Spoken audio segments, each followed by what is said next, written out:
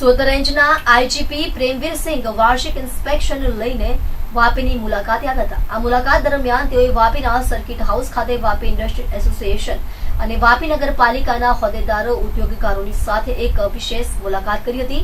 આ મુલાકાતમાં વાપી ટાઉન વિસ્તારમાં અને જીઆઈડીસી વિસ્તારમાં સીસીટીવી નેટવર્ક ઊભું કરવા, ટ્રાફિક સમસ્યાનું નિરાકરણ લાવવા, જિલ્લા જેલની સુવિધા ઊભી કરવા અને સાયબર ફ્રોડ જાગૃતિ અંગેની રજૂઆત ઉપસ્થિત હોદ્દેદારો દ્વારા કરવામાં આવી હતી.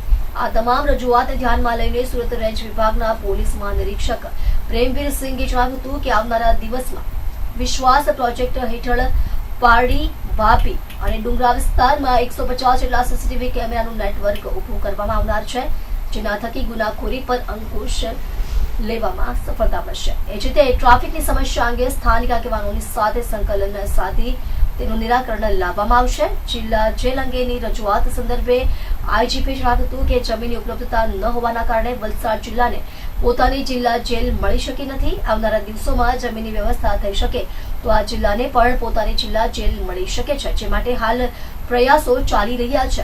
ઉલ્લેખનીય છે કે મીડિયા સાથેની વાતચીતમાં આઈજીપીએ જણાવ્યું હતું કે જિલ્લામાં હાલ પોલીસ સ્ટાફની ઘટ વર્તાઈ રહી છે. ગુજરાત સરકાર નવી ભરતી કરશે તો જિલ્લાને વધુ સ્ટાફ મળશે. હાલ એ અંગેની પ્રક્રિયા ચાલી રહી છે. શાળામાં સગીર બાળકો વાહનો લઈને આવે છે તે અંગે વાલીઓએ જાગૃત બનવું જરૂરી છે. આવા કિસ્સામાં પોલીસે વિશેષ ઝુંબેશ હાથ ધરી કાર્યવાહી કરી છે.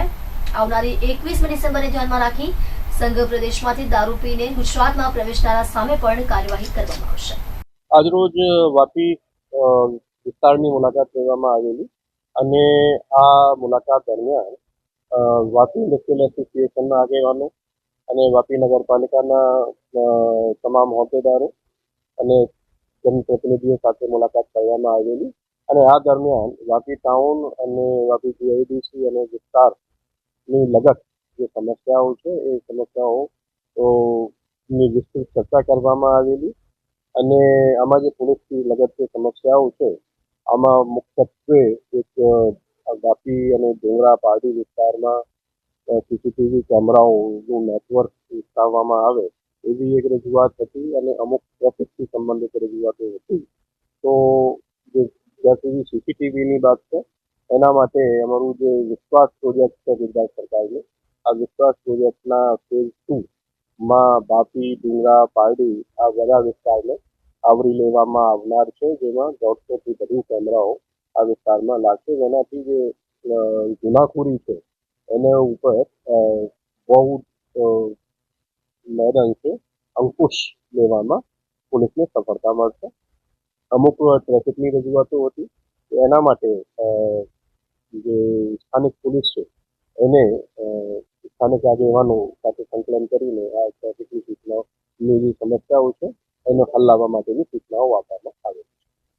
પહેલી વસ્તુ તો એ છે કે માઇનરને જે વાહન આપવું એ ગેરકાયદેસર છે અને ગુનો છે અને જે કોઈ વાલીઓ પોતાના માઇનર સંતાનને અગર વાહન આવે ચલાવવા માટે તો એની જે ગુનાહિત જવાબદારી છે આ વાલીઓની બને છે અને પોલીસ અવારનવાર આમાં ડ્રાઈવ કરે છે અને આવા જે વાલીઓ છે એને ઉપર પણ વિસ્તારમાં અમે ગુનાઓ નોંધેલા છે.